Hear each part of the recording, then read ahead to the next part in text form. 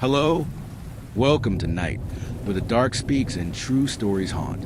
This channel brings you real horror experiences, urban legends, and chilling encounters that people have truly lived through. Every episode is based on actual stories, told in a way that pulls you into the shadows. From haunted houses to unsolved disappearances, strange family secrets to ancient curses, we explore the kinds of stories that leave you questioning what's real. Perfect for late night listening or a lonely commute home. Subscribe and let the night in. If everyone can leave a comment to let me know where you are listening from in the world.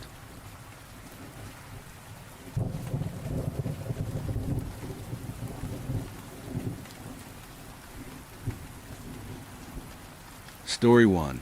The third floor. I moved into the building because it was cheap, old, and close to work.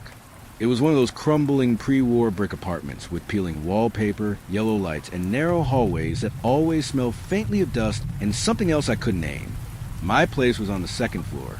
The third floor, according to the landlord, was closed for renovations. The elevator didn't go there, and the stairwell had a rusted chain stretched across the last few steps with a faded "Do Not Enter" sign barely hanging on. He didn't say more, and I didn't ask. I just wanted somewhere quiet and cheap. The first few days were normal. I'd come home, heat up whatever dinner I could afford, watch some shows, and fall asleep. But around the fourth night, I started hearing noises from the third floor. At first it was faint, like footsteps dragging across the floor.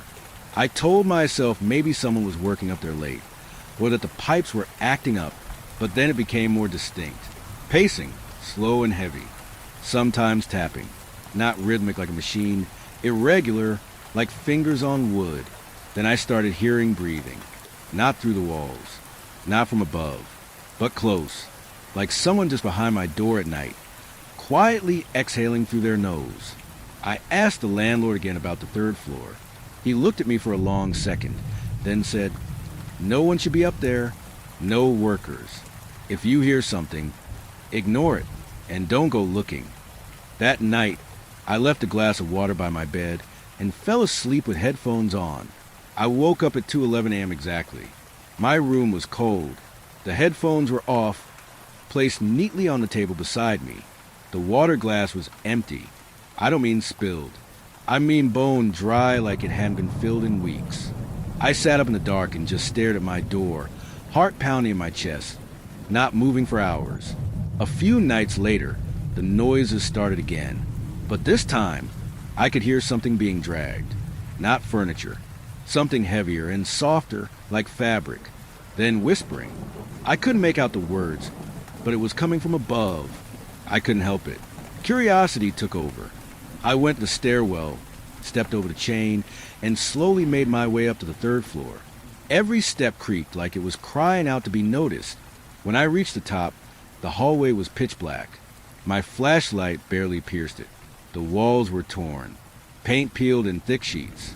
The doors were all shut except one, slightly open at the end of the hallway. I walked toward it, every instinct screaming to go back, but I pushed the door gently open. The room was empty, just dust and broken floorboards. But the air felt thick like I was underwater. Then I heard it, behind me, a slow exhale. I turned and saw the silhouette of someone at the end of the hall. They were standing perfectly still, head tilted slightly. I whispered, "Hello?" but got nothing in return. They didn't move. They didn't speak. They just stared. I stepped back into the room and slammed the door. I waited, heart pounding, hand on the knob. I waited for footsteps, for the door to rattle, for anything. But nothing came. Eventually I opened the door. The hallway was empty. The figure was gone. I ran back to my apartment and packed everything that night. I didn't even wait for morning.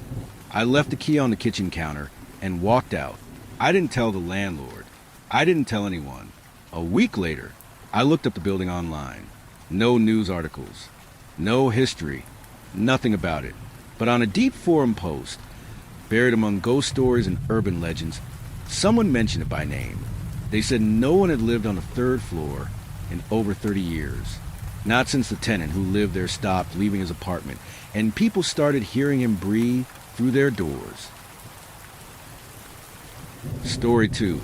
I found an SD card I'd forgotten about from the early 2000s. I made a terrible mistake looking through the pictures. I should warn some. This story does contain a grisly scene of a wild animal dead when found, being eaten by another predatory creature. One of my favorite hobbies used to be nature photography. I didn't plan my shoot so much as I would pick a nice trail to walk on and shoot what looked nice. Birds, squirrels, ducks. Boring to most my age, but exciting to me and other users on Getty Images. So, 20 years ago, I was doing exactly that very early in the morning when I heard these peculiar sounds coming from further down the trail. Thinking absolutely nothing of it, I continued on. That's when I started to smell blood. An animal was definitely eating something, I thought, but I decided to continue ahead. I was rolling with the assumption that, worst case scenario, it's a hungry coyote who will most likely run away or ignore me once they see me. I live in a part of New England where a coyote is the biggest land predator you'll find. And as morbid and unsettling as the smell of blood and those sounds are, that kind of lead-up is pretty promising for a nature photographer like myself.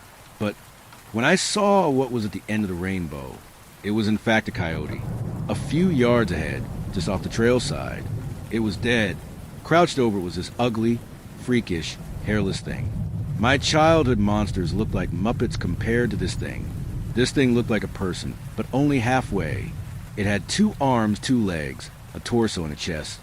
But when it breathed, parts of its head and neck would inflate and deflate. In hindsight, it reminds me of a frog. But if you saw this thing in real life, you wouldn't be thinking or feeling frog so much as demon from hell. But if you have a camera in hand, you might also think something else. Taking a picture was the very first thing that came to my mind after the initial shock wore off. Very quickly I realized I had the opportunity to snap a photograph that just might change the course of history. A crazy thought, I know. But what would you have thought if you saw this thing with a camera in your hand? It was also the early 2000s and I wasn't as deep into the internet as most. So I genuinely thought for a split second that I would be that person to take that crystal clear photo of an unknown creature. I raised my camera, put my eye to the viewfinder, zoomed in, and adjusted the focus. Even though I'm several yards away, I'm terrified the sound of the camera's shutter will draw attention. So I waited for a moment where it was really chowing down. That moment came when this thing crouched down further and plunged its head and shoulders into the underbelly of the coyote corpse. I snapped away in short bursts. Now, with its rear end raised as it eats, I noticed that it had a small tail no more than a foot long, all skin and bone. Then the thing resurfaces. Its head is all bloody. It turns slightly, nearly enough to see me. I could see its mouth full of shredded meat and big, ugly, shard-like teeth. And that was it. The rest of its face was blank and ballooning with each rattling breath. If this thing had eyes and a nose, they were somewhere else. I froze for a moment, unsure if this thing was looking at me or not, but the thing went back to eating. It didn't seem to notice me at all. The photo displayed popped up on my camera screen after taking it. And let me tell you, that last photo looked absolutely perfect. Too perfect, as I would one day learn. I decided I'd taken enough pictures and slowly started to back away, going back the way I came. The rest of the way, I walked backwards. It never turned its head before I lost sight of it, and I didn't see it again after that. The eating sounds faded into the sound of distant traffic, and the smell of blood went with it. Now, here's the weird part. I took this picture more than 20 years ago. Until last week, I had completely forgotten about that entire experience and that very, very old SD card until I found my old camera stuff while cleaning. I loaded that SD card onto my laptop and started going through them. When I saw those pictures again, when I saw that little glimpse of its bloody mouth and its inflated, empty face, the whole experience I just described, my memory came back. It felt like one of those hyper-intense, flashy movie moments when a character suddenly remembers or realizes something profound. But when I say it felt like it, I mean it felt like those visuals. The white and color flashes, slow motion and super speed. It was all out of my control and physically disorienting to the point where I felt like I was leaving my own body. And then suddenly, I was reliving that day. I remember from the moment I woke up and the moment I got back into my car in the parking lot at that trail. Reliving that memory was followed by the most horrific ice pick headache I'd ever experienced in my life. I screamed for my wife to call an ambulance because I thought I was having a stroke. I wasn't. I had absolutely no idea what had just happened or what was going on. I had never been so scared in my entire life. Instead, like the smart woman she is, my wife just drove me herself to the ER. It was only 10 minutes away. So we sped there and were seen almost instantly. Long story short, I wasn't having a stroke. I received an MRI scan, and there was nothing wrong with me. The two doctors that checked me out were very confused. I left the hospital still with a headache. Not as bad as earlier, but still bad enough to kill your mood and appetite, and was told to come back if my symptoms got worse. On the drive home, I finally had time to explain to my wife what really happened. She was freaked out, probably thinking I'd finally lost it. But she listened and said she believed me. I didn't think she did then, so I told her she definitely would when she saw what was on my computer screen. We get back home. Everything was just as we left it, until I feel a draft going into the spare bedroom. From my laptop to the now open window was a trail of fresh blood. Immediately, I get this horrible feeling in my gut that the ice pick might strike again very soon. My laptop was still on, but I had been logged off. I logged back in, typing on a bloody keyboard. My wife sees this and starts screaming at me, rightfully so. But all I could hear was a horrible feeling in my gut telling me this fresh blood is actually 20 years old. Since one of those pictures of the creature was the very last thing I had loaded on my screen, the picture popped right back up when I logged in. It was the dead coyote. And that's it. I clicked to the next picture. Dead coyote. And that was it. The thing was gone from the pictures. All of them. My adrenaline spikes as the ice pike strikes. Full-on panic set in. All there was to see was the coyote's ruptured underbelly. I don't know what's more disturbing to me. The possibility that whatever that thing was somehow crawled out a picture on my computer screen. Again, a picture I took 20 years ago. Or the possibility that this thing was still out there and has Photoshop skills. Regardless, in the week following, my wife and I had many new sounds that we had to adjust to when we fell asleep. Some of them had been right outside our window. Every day, we woken up to the smell of blood, and then found shredded squirrels, rabbits, birds, and a couple nights ago, our next-door neighbor's cat. My wife and I had to bring the cat back to her in a box. We pretended like we didn't know what happened. It was one of the worst things we've ever had to do in our lives. So it was obvious that we had to do something about this thing if we weren't going to tell anyone. So we decided to stay with extended family for the next few weeks until we can figure what to do next. Or, if it will follow us, our kids are away at college, and it's their first year away from home and each other, twins. So we haven't told them anything as to not stress them out or think their parents have finally lost it. However, they definitely know something's up since we started checking in on them at least once a day now. Can't help it. If you happen to be a nature photographer in New England in the early mid-2000s, please be careful when you go through your old photographs. You will not remember if you've seen this thing. And if you actually do see something like that thing in the woods, please do yourself a favor and don't take that picture. If any of you know what I'm dealing with, I would be very grateful for your help. Please ask questions. I will answer as best I can.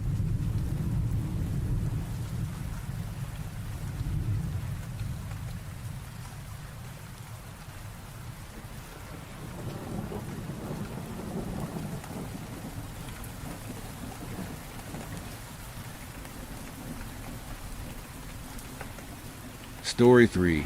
Did I just experience death? On May 24th, 2025, started like any normal day. I was getting ready for my daily bike ride to the gym. I was taking my time, and everything seemed fine. I got out the house and rode my bike on my way to the gym. Then out of nowhere it happened, I got into an accident. It was brutal. I could feel my bones breaking, my lungs collapsing, and it was the most real and painful thing I've ever felt. Then suddenly, this weird vibration hit me, starting in my head and running through my whole body. Everything went black for a second.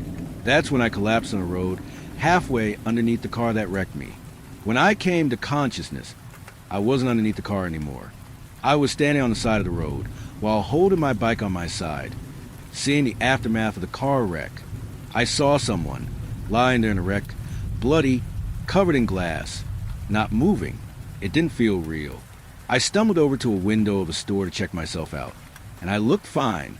No blood, no scratches, nothing. I convinced myself it was all in my head. Just some crazy, vivid illusion or something. My main reaction is shock due to the intense brutality of the accident.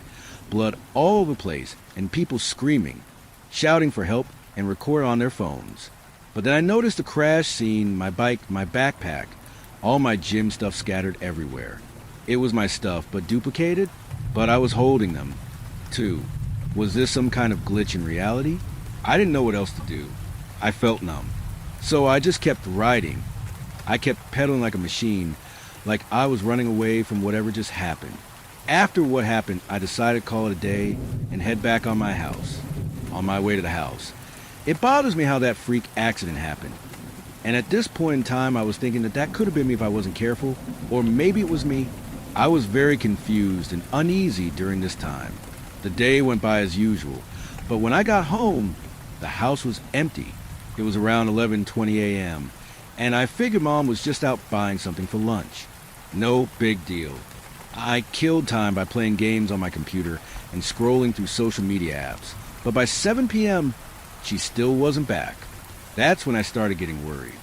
I tried calling her, but my phone couldn't reach her number, not even when I went outside. I knocked on our close neighbors' doors, but no one answered. It was like the whole world went quiet. I tried to stay calm and told myself she'd be back in the morning. I went to bed early. The next morning, I woke up at around 4:30 a.m., probably because I slept around 7 p.m. A few seconds after I woke up, I finally heard noises in the house. I was so relieved. I ran out to see Mom, but she was busy packing bags and cried while talking on the phone. I asked her where she'd been, but she ignored me. I thought maybe she was too upset to talk, so I just followed her to the car and asked if I could come along. She didn't respond, so I hopped in the back seat. She drove us to the hospital, crying and yelling. I don't really remember clearly what she said, but it's somewhere along the lines of, "I'm going as fast as I can. Why did this have to happen?" I didn't say anything. I didn't want to upset her more. When we got there, she rushed inside, and I followed her. That's when I saw it. I saw myself lying in a hospital bed, pale and still, dead. That's when it hit me. I didn't survive the accident. I wasn't alive. The crash I'd seen on my way to the gym, that was me. I broke down. I screamed. I begged for someone to hear me. I remember trying to pound my whole body weight on the walls of the hospital, but no one noticed. I tried shouting as loud as I can. Still no reaction. That's when I realized that I didn't exist anymore. I couldn't believe it. My mom hadn't been ignoring me all day. She literally couldn't see or hear me. Watching her cry and seeing her so heartbroken made it even worse. For 3 days, I was devastated and still in shock. I just stayed in the house, trying to process everything. It all felt too real. The breeze, the smell of candles from my funeral, the floor beneath me. I thought maybe I was dreaming, but it didn't feel like a dream. I stayed up that night, whispering to myself, this can't be real.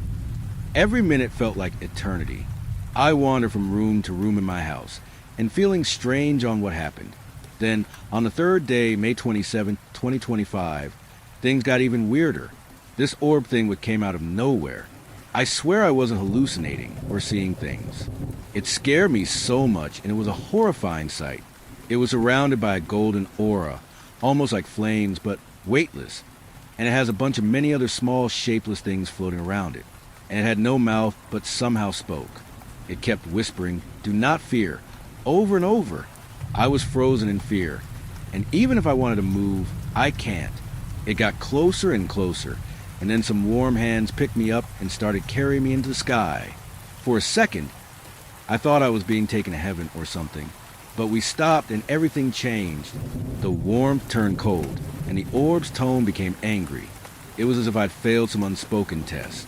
It charged at me, and time slowed down, like a scene in a movie. Then strangely, I noticed an airplane flying overhead. faster than the orb that's been slowed down. The plane got closer and closer until it completely covered my vision. Then everything went black. After the blackout, I don't remember anything, just darkness. June 12th, 2025, I woke up. I was back in my hospital bed. I was inserted with a bunch of tubes, and my head hurts with every small movement, and it feels like a knife stabbing my head a bunch of times. But now I don't know what's real anymore. Was it all just a crazy, vivid dream? Did I actually die? Am I still dreaming right now? I can't shake the feeling that I'm stuck between two worlds. It's like I'm alive, but at the same time, I'm not. And honestly, I don't know what to believe anymore. I feel really weird, and the worst part is I accepted my death and bid farewell on everyone I loved. I don't know if I should feel happy or sad.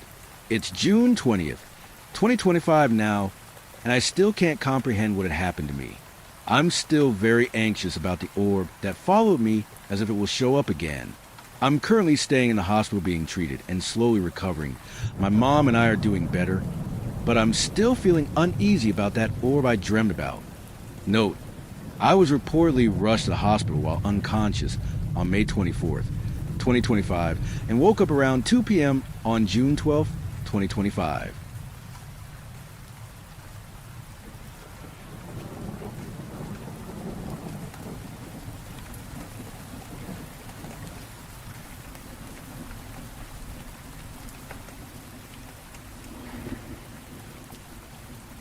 Story 4. I just moved into my new apartment, and I think I need to leave. I just moved into a new apartment building, and already I'm starting to regret my decision. I would have to say I didn't choose to move, but I had no choice to. My parents were selling their house, and if they could put my ass in it, I had to pack what I had and find a place quickly, and it surprised me how fast it was when I found an apartment building leasing. The building had to be built back in the 1800s. It was old and felt a little Victorian mixed into it. There are 2 lions in the front that guarded the doors. The building is in the middle of the busy city. These last 3 weeks I've been here. I feel like I should commit myself to the loony bin, but decided for another outlet. I do have a full-time job that keeps me busy, but when my shift ends, I regret going home afterwards. It's not that the neighbors are bad or the landlord. All are great, sort of, except for the guy above me. But to be honest, getting it out by telling my stories is better than any therapy session that I've ever had. Right now, I'm currently hiding in my secret closet. My butt is falling asleep, and my stomach is growling. I haven't eaten in 2 days, probably how long I've been in here. My name is Willow. I'm a college dropout. I was majoring in graphic design, and I almost graduated last summer, but I had a really bad breakup, and I dropped out of school and moved back in with my parents with a $10,000 debt super glued to my butt and nowhere else to go. 3 weeks ago, my wonderful parents informed me they were downsizing and moving to Florida to retire, and that they were selling the house I grew up in. My parents didn't really give me a heads up. Sadly enough, my younger brother had texted me about how psyched he was that our parents were retiring and selling the dumpster fire I like to call home. Thanks, Mom, Dad. That's how I found out I had to find a place quickly. I've lived in this rainy city all my life. All the buildings are older than our grandparents. Most were factories and other industrial places before the economy growth, and realtors got a hold of property and had done reconstruction. On a lot of properties, they renovated them into apartments or townhomes to sparse up the city historic land and exploit the building's unique beauty. But I had lived up in the suburbs with my parents until I was 18 and came back dumped and a college dropout at the age of 24.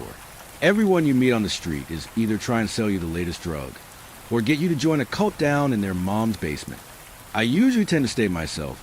I hate people most days anyway. You're probably wondering about my building. I had been searching ad after ad until it came up.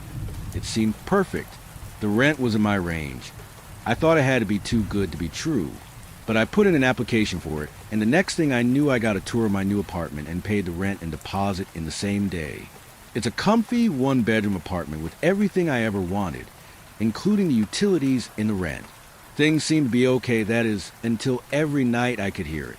It keeps me up most nights, and I am too much of a coward to check. I live on the 4th floor, and my side of the building don't have the emergency stairs outside. So, when I say every night I hear it, There's this small tapping on my bedroom window. It's so light, as if someone is being kind while trying to wake me up. There are usually 3 taps, then it stops. 30 minutes later, the taps begin again. At first, I thought it was the branches of the trees out front, but when I realized there's no trees out front, something was off. Again, I have not looked. I have curtains closed all the time, and I am far too afraid to see what is on the other side of the glass. I am that little girl that hides under the bed and is far too afraid to find that monster. I've mentioned this tapping to the property owner, who just tells me it's the wind. My neighbors look at me like I need to be committed. They deem me that neighbor. What I'm trying to illustrate is that since I've been living here alone without friends or even my family, that paranoia side of my brain takes the wheel, and I've started to see the hallucinations again. I'm sure it's stress. But all that aside, and the tapping, there are weird things that I've noticed, unwritten rules of the apartment building. You'd think they'd advertise the building might be haunted. I swear, it always feels like I'm being watched, and I swear up and down the hallways like to change on their own.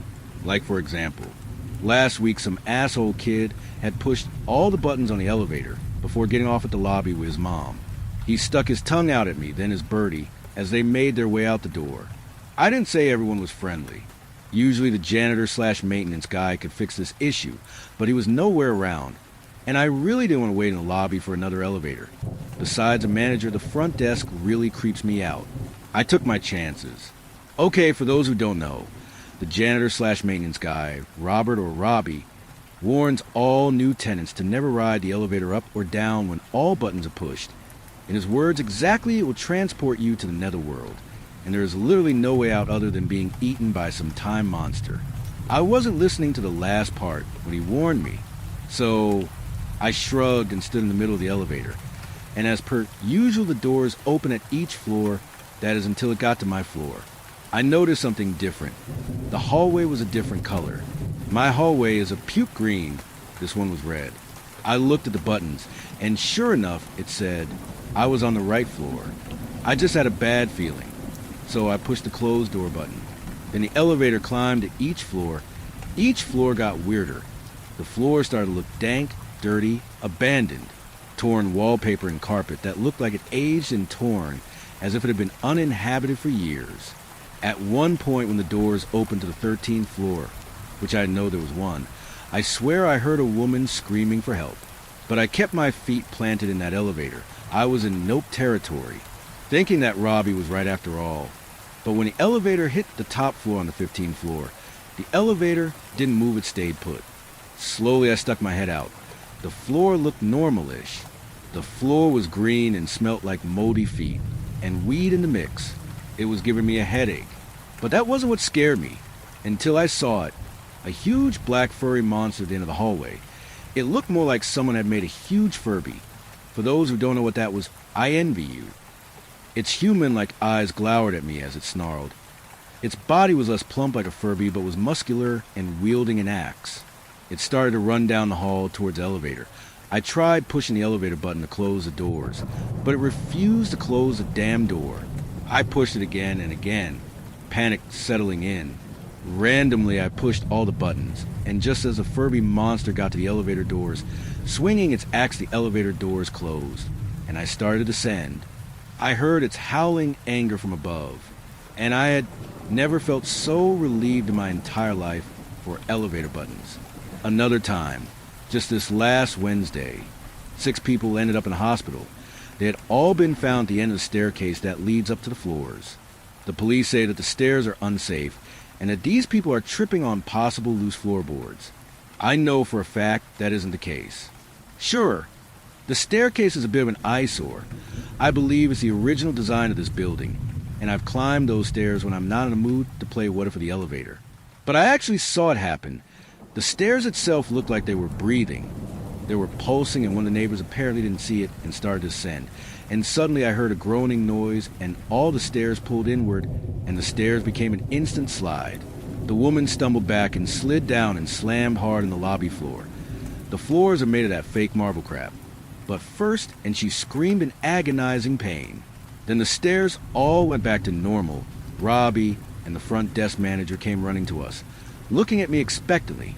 All I could tell them was that she fell. the ambulance arrived, and I overheard the EMT telling the front desk manager that it looked like she might have a broken tailbone or hip. I wasn't sure if anyone else heard it, but I heard the cackling coming from nowhere, and yet I suspected the building itself was laughing. So, there's that to worry about. This building is interesting, as I said. I am a bit worried about those who live here, including myself. So, remember that elevator rule? Well, there's plenty of unwritten rules I like to call Robbie's warnings, or Robbie rules to follow by. Here are a few that Robbie rules he's told me to follow. 1, when the power goes out at random at night because of some power outage, do not leave your apartment for anything. A neighbor told me about the outage back in '94 where 20 tenants went missing, and even till this day they had not been found. So that remains a mystery because it's never happened to me yet. 2, do not get off on any floors when all buttons are pushed in the elevators. Just go back down the lobby, get off, and get back on and push the button for your floor only. 3, that do not answer your cell phone in the elevator. It summons the serial killer clown. 4, under any circumstances, do not leave the building. If there's a fog warning, stay calm. Do not open any windows or doors. Stay exactly where you are until the fog leaves.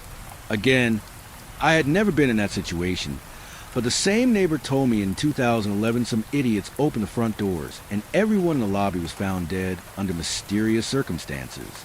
5, don't tease the crows at the windows. They will pluck your eyes out. 6, don't go to the rooftop. Robbie tells everyone not to, no context. Just do not go up there. 7, always compliment the building's structure. I'm suspecting the building is alive. 8, if a portal opens up in the floor or wall, do not enter. I feel like this is a no-brainer, but Robbie told me this is how people go missing all the time. 9, don't go in the basement, only him. 10, and finally, if it's an emergency, go to the lobby and push the red button on the phone pad and wait for assistance. Again, Robbie gave me no context for that either. It struck me as very odd that Robbie would give out these warnings or rules to everyone who moves into the building, but he was very urgent about the fog warning. When I tried asking him about it, he shuts up and tells me to mind my own business, but the nosy neighbor across from me is always telling me stories. She's about 80 years old. The sad thing is, the only people I've ever seen work here is Robbie Floyd, the front desk manager, and the building owner, Gus, I had never met in person. But I've soon been experiencing these warnings/rules. Although I like to point out, none of these aren't actually given out by Robbie. You just have to experience them yourself and file them under the rules to follow to stay alive or not go missing. On my 3rd day of living in my apartment, I was put to the test of following these rules and how to properly handle the situation. You remember the elevator rules? Well, there is plenty of them to fill up an entire manual. I suspect there is something wrong with that elevator or the buttons itself. The elevator is big enough for at least 5 to 6 people who aren't overweight. It's completely made out of metal. All 4 walls are metal, including the floor. The buttons on the right side, each button has its number for each floor, 1 to 15. Note there's not a number for the 13th floor. And under the first floor is L for lobby and B for basement, but that has a keyhole. Only Robbie can access that floor. There are no stairs leading to the basement either. I had just gotten back from work. I was exhausted, shuffling my way through the lobby with Floyd leaning back in his office chair looking at a porno magazine. He's an interesting guy. He basically gets paid not to give a crap. His greasy hair was a mess, his clothes rumpled, and I suspect he has his own apartment in the back of the office area. I walked up to the elevator. Note there is only one. When I get on, I make sure to push 4, and the elevator gives a jump then starts going up. Sometimes I hear breathing in the elevator, not my own.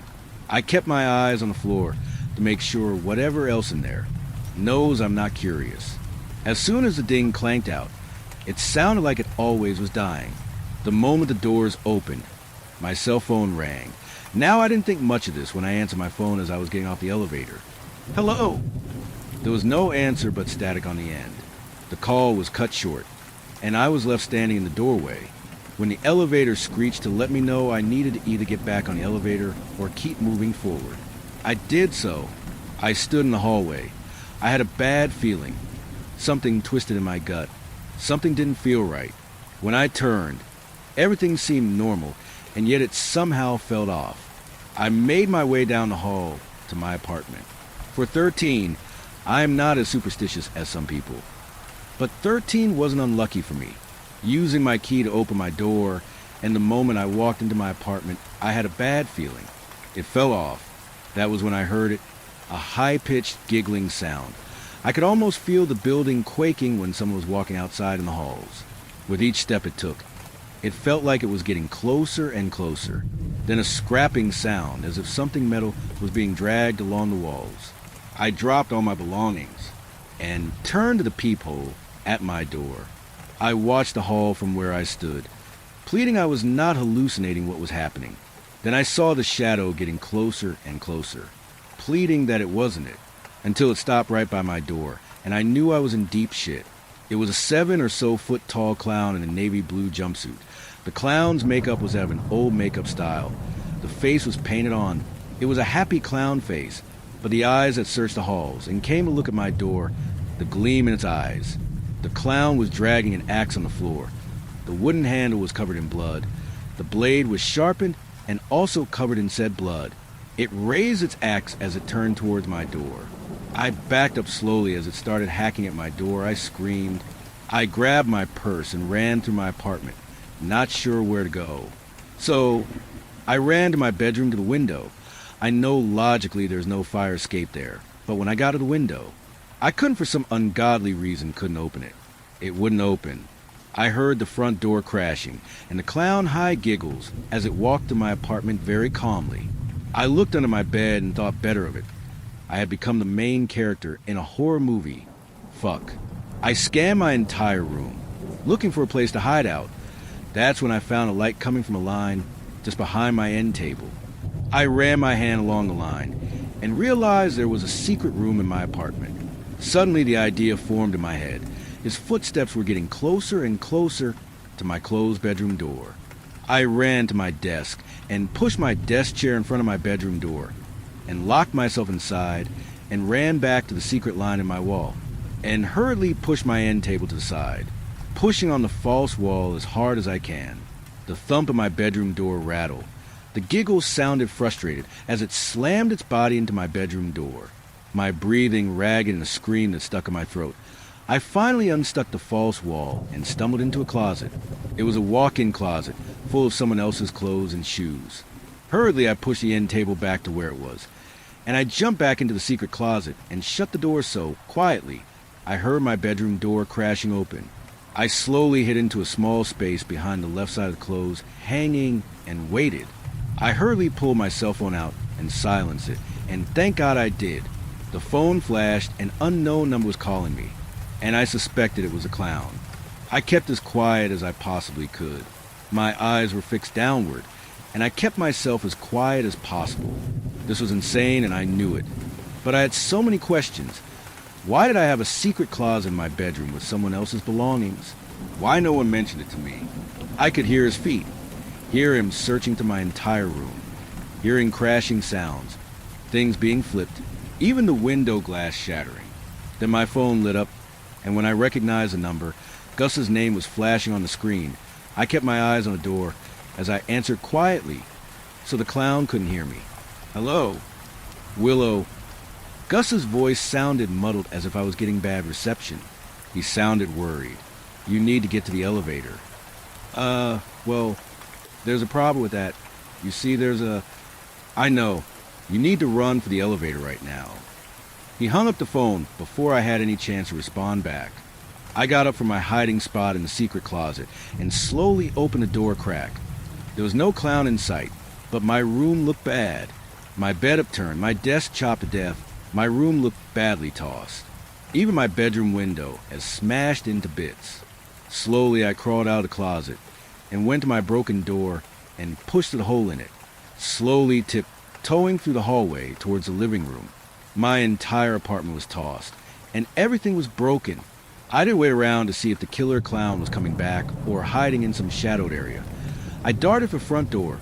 That no was practically gone. Chopped away. I followed the building owner, Gus's orders. I took my shoes off to not make any noise. barefoot, and I got out of my apartment and started running down the hall towards the waiting elevator at the end of the hall. As soon as I got into the elevator, I let out a breath of relief. I knew I was safe.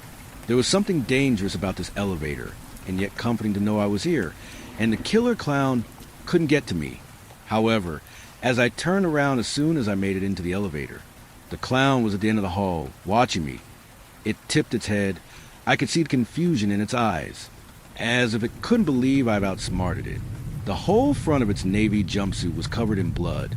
That's when I realized there was a man on the ground. His body was chopped halfway, and I recognized him. His glasses were just a few feet away, his shocked expression permeating on his face. The slightly older man who always brought donuts to me and was kind to me, Mr. Kindling. He was laying in his own pool of blood dead. The clown smiled a rows of sharp shark teeth as blood trickled down his caked makeup face.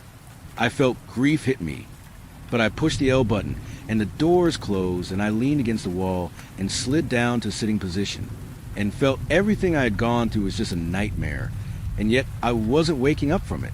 I felt as if I was going down those hallucination rabbit holes once again. The door opened to the lobby with impatient people waiting for it. I didn't have to say anything when I got up and saw Robbie standing there. He helped me off the elevator and gave me a cup of coffee and a bag of fast food. We didn't say anything to each other. As soon as the elevator was back down, he escorted me back to my apartment personally. When we got to my apartment, I glanced over at Mr. Kindling's apartment. The door was wide and everything was gone. It was empty. Push inside, and that's when I noticed something odd about the layout of my apartment. I no longer had a one-bedroom apartment, rather a two-bedroom. It's been nearly 2 weeks since. Now, things are just normal for the time being. I hear strange noises now and again. My phone rings with that same unknown number, and I don't answer. I let go to voicemail. One time I listened to one of its messages, and it's that high, giggling noise, and I quickly delete the message. I make sure that I follow the rules, because if I don't, I might end up the next victim or missing person. Mr. Kindling has missing posters all over the city, and I've met his grandchildren who are concerned that the apartment building put all his stuff in a storage unit. The tapping noise still happens at night, but I ignore it. It became my white noise when I sleep at night. Sometimes I wake up hearing the scraping sounds of the axe or screaming somewhere in the building. I'm growing numb to it. Yesterday, I finally contacted Gus about how my one-bedroom is now a two-bedroom apartment, and I asked if it was a mix-up, because clearly I had paid for a one-bedroom and noticed my rent is up too. Gus told me that it's always been a two-bedroom apartment and agreed to move into it. I feel like I'm losing my grip on reality a bit. He emailed me the leasing contract, and it surprised me to see it indeed was for a two-bedroom apartment, and I did sign it. I thanked him. I suppose I'll have to start looking for a roommate soon. I know I only have a little bit to pay for the next month's rent, but I really need to find a roommate. And I realized quickly why I had to do that urgently. Not because of the rent well, because someone broke into my apartment. I have a lot more to talk about this building, and I'm sure I'll give an update once I can, and not too busy with work. Trust me, this weird stuff doesn't end here. I suspect the killer clown is stalking me now.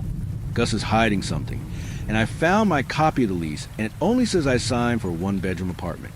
Anyway, I'm hiding in my secret closet in my bedroom. As I said, someone broke into my apartment. They're going through my stuff. Stay safe. And if you find a secret room in your apartment, make good use for it like I have. Oh, and they had just installed a self-coffee dispensing machine in the lobby. Miss Stevens is complaining about the plumbing, and I suspect the guy who lives above me is a serial killer as well. This is Willow from apartment 413. You all be careful. You never know what dimension you might end up in. And remember, always carry a lighter with you.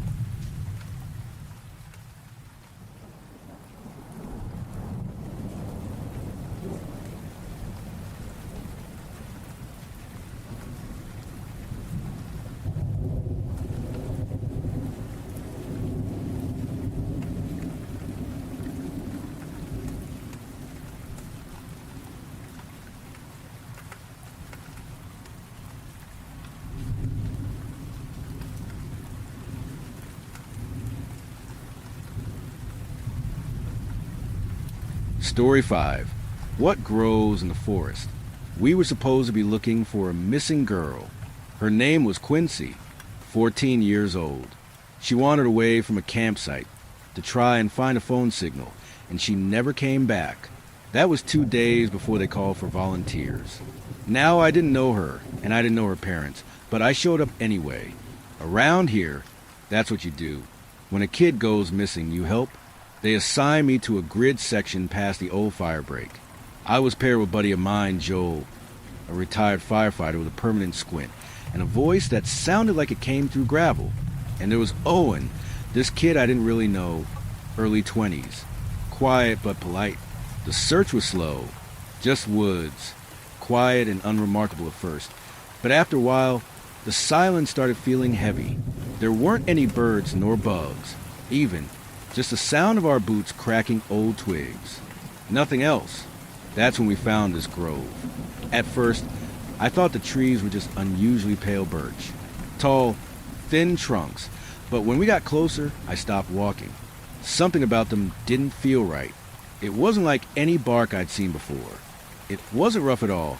Actually, it was incredibly smooth. Joel stepped forward and placed a hand on one of the trunks, and a second later, he recoiled and stared at his palm like he'd touched a hot stove. It moved, he said. I stepped closer and reached out myself. When my fingers touched the surface, the tree gave just slightly, like there was something inside it that rose and fell in rhythm, a slow pulse. Breathing. I backed away immediately, and Joel said nothing after that. He just pulled out a strip of red tape and marked the trunk while I radioed it in. They told us to continue on, said they'd send someone to check later. We kept walking. But I don't think any of us were really searching after that. That was unreal, not natural, but there wasn't a moment more we wanted to stay there. That night, Joel sent me a photo he'd taken earlier, a close-up of the base of one of the pale trunks. I had to look at it for a long time before I understood what I was seeing. There were toes, human toes, bent and distorted, nearly grown over by the trunk itself, but still unmistakable. 5 of them, curled and fused into the bark like they'd been molded from inside. We both froze, unable to comprehend if that could even be real. I hardly slept that night. There was this pressure in my chest, a sheer panic I couldn't rid off. The next morning, they shut down our search grid entirely. Forensics came in with biohazard suits, and they didn't tell us much. But I managed to speak with one of the lab techs later. He was standing behind the trailer, smoking a cigarette with both hands shaking. "It's human," he said. "The tree, or what you thought was a tree." He smirked and flicked the cigarette. "It's made of compact bone. The bark is skin. Real skin. It even had marrow inside." I couldn't speak. My mind was running circles, adrenaline clashing with panic in a way that made nothing make sense. He nodded. "We got the DNA results," he added quietly. "Quincy, and 3 other missing persons. Some going back years." That was all I needed to hear. Joel and I left the staging site that afternoon. Owen came with us. I honestly don't remember when he rejoined us, or whether he ever even left. He was just there, walking behind us as we made our way back toward the village. We didn't speak. It was that specific kind of silence, one that none of us wanted to break. Just walking, just needing a drink, something to reset reality. About half an hour into the walk, we saw another tree. It was standing alone in a clearing, pale and still wet-looking, like it hadn't finished drying yet. The surface shimmered slightly in the light, and I reached out and touched it before I could stop myself. It was warm, not sun-warmed, body-warm. There were strips of tissue hanging from the upper branches, swaying gently like red leaves. At the base of the trunk, half buried in soil and flesh, was a torn shoulder patch. "Police issue," Joel muttered, stepping closer. And then I heard something. It was a whisper, very close. Close enough to make me turn around, even though I didn't want to. "Him." I turned, and Owen was gone. Or rather, Owen wasn't there anymore. In his place was something bent and long-limbed, crouched low on all fours. Its spine arched unnaturally. Its legs were twisted, bent backward like a broken animal. Its jaw was split and curled open toward the top of its head, revealing a grin that didn't belong on anything human. Its eyes were pits of red light, wide and motionless. Joel didn't scream. His body just rose, like something had gripped him invisibly and pulled him upward. His ribs bent outward one by one, tearing his skin. His spine snapped with the sound of dry twigs. Flesh peeled back in silent strips. Every movement was methodical, precise. Bones twisted out and curled forward. Muscle and tendon folded into the shape of roots. His body reshaped itself into something tall, white, and still. He wasn't dying. He was becoming. I turned and ran. I ran straight back to the village. I didn't stop to look back. Didn't stop to listen. By the time I reached the first house on the outskirts, my legs were numb, my chest was burning, and I collapsed in someone's yard. I don't know who helped me or how I got inside, but that night, I dreamed. At least, I think it was. I felt my body being dragged across something cold. My limbs wouldn't respond. I was fully awake, but completely paralyzed and couldn't even open my mouth. Couldn't scream, but I felt everything. The pain came slowly, not like an injury, not sharp. It was deep and spreading, like something pulling apart the pieces of me from the inside. My legs twisted inward. My spine curled.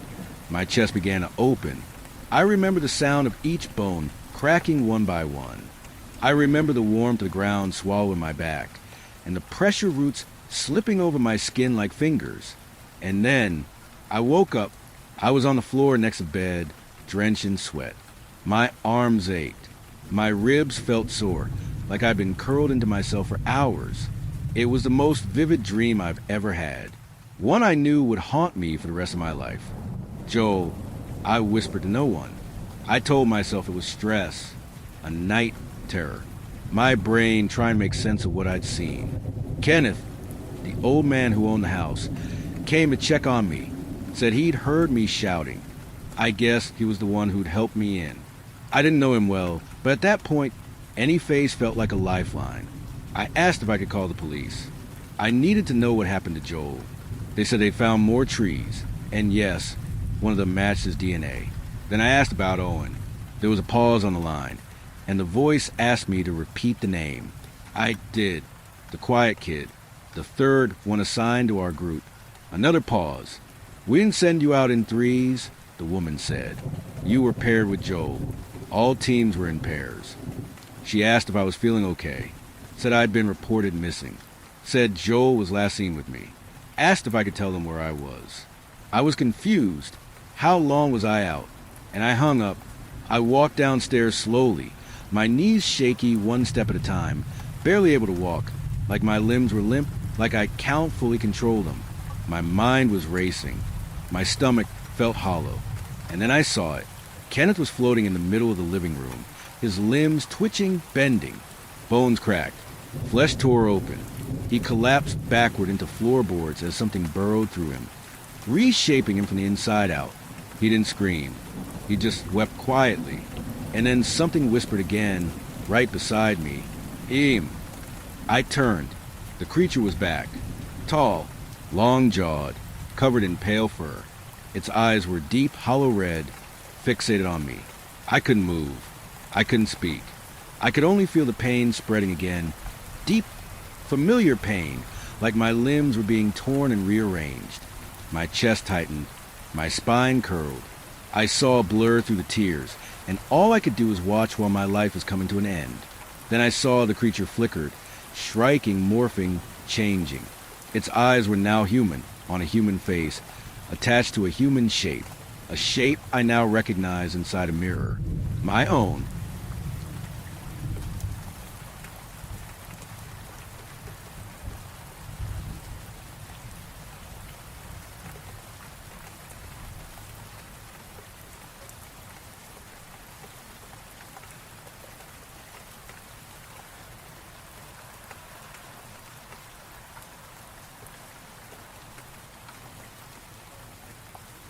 Story 6. My last restoration project. My work turned into a horror show, and now I'm concerned about what else my boss, and by extension my dream job, is capable of. It started yesterday. Welcome back. You missed an exciting 2 weeks. He made air quotes when he said exciting. The new director has gotten settled and is showing her colors. She's a dictator. Says we need to be more inclusive in our RPs. whatever the fuck that means. Oh, yeah. I mumble. To anyone paying attention, my tone would indicate my utter disinterest. I had been out for 2 weeks in Cancun, blissfully away from the job that I love and the co-worker I put up with. He ignored all social cues when it came to his ranting about movies, books, even gardening. Sometimes the guy just needed a vent, I guess, but he usually didn't rant about work. We're a 2-person team of project operators for a department of the Interior Wildlife Restoration Program. We both have the job because we believe in conservation and restoration. How else do you end up working on RPs, restoration projects? But it's a high-stress job, and we all blow off steam differently. Dan does it by ranting. Conservation is about all we have in common. Our politics, interests, and families were pretty different. He started keeping politics and social things out of his rants since someone had anonymously reported him for harassment 2 months ago. He's not a bad guy, just used to the good OL Boys Club that ran the agency until 3 months ago when the director stepped down. They had a ends justify the means mentality. She finished that internal review and has been on the warpath ever since. Huh. I responded. I had a shit ton to catch up on. 5 restoration projects due to execute in the next 3 weeks and didn't know locations, candidates, or rangers for any of them yet. Not that I wanted to hear Dan's rant even if I wasn't swamped with work. We were sort of friends, the way 2 wildly different people in a high-stress job can build some bond. But his rants were exhausting, and I didn't like where this one was going. Yeah, she's on a quest to turn white guys into a fucking restoration project. Says our RPs have to be more diverse, and she's gonna put rules in place to make sure they are. That escalated quickly. Don't say shit like that. We were getting into uncharted territory. Like I said, we're pretty different, that's clear, but he hadn't brought in that kind of mindset towards work. We came, kept our heads down, and kept politics, AMD, culture, war stuff out of it. She put out a memo last Thursday that no 3 RPs within a quarter can have the same demographics. Again with the air quotes. She's splitting up project management into 2 offices that can't communicate. Says she's moving the selection of RPs, the project themselves, not the locations, to a new office. So you and me, we don't select projects anymore. We basically got demoted. Fucking demeaning. Whoa. I started, genuinely caught off guard by the news and his tone. Did she say W dash? So by the time we get a project, it's already been selected and pre-screened. Then we execute the project. Says it'll remove bias. And says she's adding a watchdog office overseeing RPs. A fucking watchdog? What are we? We don't report to the public. We don't publish our work online. You can't FOIA government offices that don't technically exist. I've been doing this job for 15 years just fine. This is some bureaucratic DI shit. There hadn't been a reorg in decades. Searching for the memo in my backlog of emails, and more than a little surprised by the news, I missed part of Dan's meaning. Following an internal audit, it has been determined that the agency's work is heavily reliant on specific types of restoration projects. This trend has led to projects with decreasing biodiversity and resilience. Effective conservation isn't about the amount of projects we do or where. It's about recreating a healthy ecosystem which is composed of countless different species. Diverse projects create healthier ecosystems. We all know this, and yet we seem to have gotten into a habit of selecting projects based on our own personal preferences. We need to put more safeguards in place to ensure our projects are more representative. Effective Q2 2025 restoration project will be handled by 2 separate offices within the agency. Project selection, PS. Project delivery, PD. Each office will handle one portion of project work without interbody communication to ensure unbiased selection, execution, and review. PS teams will have quotas to meet through their selection process. Quotas are based on recent agency research on the ideal diversity needed to maximize biodiversity.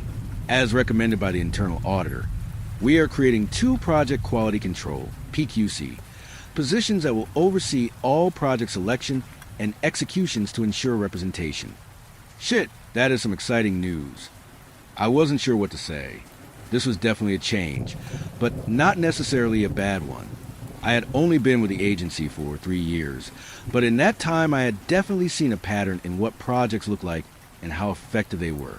Like I said, the OL Boys Club was pretty strong here. They had a specific vision for RPs, what they thought was important and what wasn't. It had led to a few internal scandals before I joined. I'd heard whispers that 2 previous directors had voluntarily stepped down, one in the 70s and one in the 90s. Supposedly, this was due to poor project outcomes, but I'd guess it was from too many demographically driven projects. The time periods correlated too well to high-profile trends on public lands. Maybe it's not such a bad idea. Bullshit. This is overreach. The fucking bit dash, Dan was cut off as our office door swung open. We hadn't even heard the security code, and deadbolt. Greg, welcome back. I hope you enjoyed your vacation. Cheryl Bishop, the new agency director, smiled at me before turning an impassive face towards Dan. Explains why we didn't hear the door or deadbolt. Dan, I saw your 3 upcoming RPs. You reviewed our new goals, the ones outlined in Thursday's memo. Diversity in RPs equals better biodiversity. I thought that didn't take effect until April 1st. I cringed internally at Dan's brazen comment. Dude, don't be an asshole to the new director. Director Bishop had been a ranger, meaning she was used to traverse in the wilderness. She was adept in any kind of physical situation, and she kept a neutral expression in the face of anything. Director Bishop's face was unfazed. Correct. They don't formally take effect until the 1st, but I would hope that as a proactive member of the team you would incorporate them sooner. You won't even be doing any selection after 1st. Also, I spoke to you last Friday about solo F projects. We are finally seeing more FS in parks, which is good. We can't risk scaring them off with a spate of disappearances. 3 of your next 4 RPs are 3 solo FS. I expect to see a new assortment of RPs by tomorrow morning. So no FRPs? That sounds pretty discriminatory to me. Face red, the vein above his left brow twitching. I said no solo FS. You can do fams, friends, but no solos. Oh, and Dan, remember that there are mics in all of our offices. We sat in silence the rest of the afternoon. I'd like to say I was more productive because of the silence, but I wasn't. Dan was seething. He was radiating a vitriol, almost violence, that made it hard to focus. By 4:45, I felt even more behind, but at least I had secured a location and ranger for MRP in Zion National Park, Utah. As I was closing out my project files, Director Bishop came back into the room. Dan, I need to speak with you. They left the room for her office, and I left for the day before Dan returned. The next morning was a first. Dan always beat me to the office. He was an early bird, but his desk was empty. I had locked my phone in the break room, a standard practice for an office like ours, so I couldn't see if Dan had texted. I sat down at my computer and opened my Zion Utah RP files. The execution date had changed from April 21st to March 25th. I reread the file execution date on our project management platform 3 times. Everything we did was based off of our execution dates, which were set months in advance. They didn't change unless there was an emergency. I hadn't done that. My stomach flipped. Shit, I hadn't done that. I lurched when I saw the camera icon flashing in the file homepage, indicating that the RP live stream had started. We use live streams during execution. Any good project manager needs to see that their hard work is being carried out correctly. I clicked open the live stream. On the live stream was the spot I had selected the day before for the project. It was a trail in the eastern region of Zion, relatively low foot traffic, decent tree cover, lots of sharp drops. But the project wasn't supposed to start hiking today. He was supposed to start on April 20th, part of a 3-day backpacking trip with his 2 college roommates. They did this trip annually, a different trail each year. Just this year I happened to need to do some reclamation in Zion, and he was a good candidate. I had been very careful when selecting the project and the location. He would go missing one night after the trio had gone to sleep. The drone would ping near enough for just him to hear. The drone ping would draw him approximately 45 meters away from the camp before issuing a tranquilizing dart. A ranger, approximately 30 meters away. would collect the project and transport him to the site I was looking at. His friends would think he'd stumbled too close to the cliffs. His wife would be devastated, but say he died doing what he loved, being in nature, and he would have contributed himself to reclaiming the park. But the project I had selected was a Caucasian male, pitch black buzz cut, no facial hair, late 20s in excellent physical condition. What I saw instead on the live stream was a Caucasian male in his late 40s, slight paunch, sandy blonde hair, mustache. Dan, a thick rope around his torso and arms, another around his neck, bound to a large, grizzled old juniper tree, bark peeling from its limbs like flared skin. Standing next to him was Director Bishop, dressed as a ranger. I quickly plugged in my headphones and turned the volume up on the live stream. I usually keep the sound off since projects can be unpleasant to listen to. I threw up after my first one. Watching them was enough. No sound needed. This was your third violation, Dan. Warning 1. A complaint of using gender and racial slurs in the workplace. Warning 2. Issued to you via email and verbally 10 days ago for biased RP selection based on gender. Warning 3. You were explicitly told not to select Solo FS, and yet executed yesterday's project on a Solo F. A high-profile Solo F. You violated my explicit order. Insults, harassment, those are relics of old leadership that I can phase out slowly. But insubordination and executing an unsanctioned project I can't allow. As you know, projects are normally kept sedated during execution. It's more humane, but you made this personal. So enjoy every feeling while you contribute to the restoration of Zion. I watched in horror as Director Bishop stepped back and the environment around Dan began to shift. I was in too much shock to pull my headphones back out before it started. Once stoic and still, the Utah juniper tree slowly slung down a gnarled, knotty branch from Dan's left, snaking around his neck. Sand at Dan's feet vibrated, blurring as it began to scale his feet and burrowing into his legs, leaving millions of red dots on his skin, which slowly started seeping blood. He screamed when the next juniper branch slid under the skin of his shoulder, loudly displacing the joint from its socket. I heard the stomach-churning crunch as the tree's limbs began to crush his bones as blood trickled from his eyes and mouth. The tree's roots slithered from the ground and wrapped around Dan's lower body. Python-like movement that snapped and crunched his toe to hip bones. The sand was digging into his skin one grain at a time, like watching microscopic piranhas dissolving a meal. Before I knew it, Dan was a crumbled pile of flesh that the sand was covering, consuming. A moment later, Dan was gone and all that remained was a crimson, quickly receding into the sand. Completely gone. I heard a ping as I received a notification from another field agent. 10 new saplings disappeared in the southeast quadrant of Zion. We're seeing some vigorous growth from today's restoration project. Well done. They sent a picture of a red rock overhang. Fanning away from a creek below the overhang were a cluster of small one. The 2-foot-tall young Fremont cottonwood looked glorious in the sun. A few meters away, what had to be a ponderosa pine sapling, big enough to have been around for a decade. And last but not least, a string of baby junipers stretched silver blue branches toward the sky next. The one closest to the camera looked to have red sap dripping from a nodule, sap that looked awfully close to blood.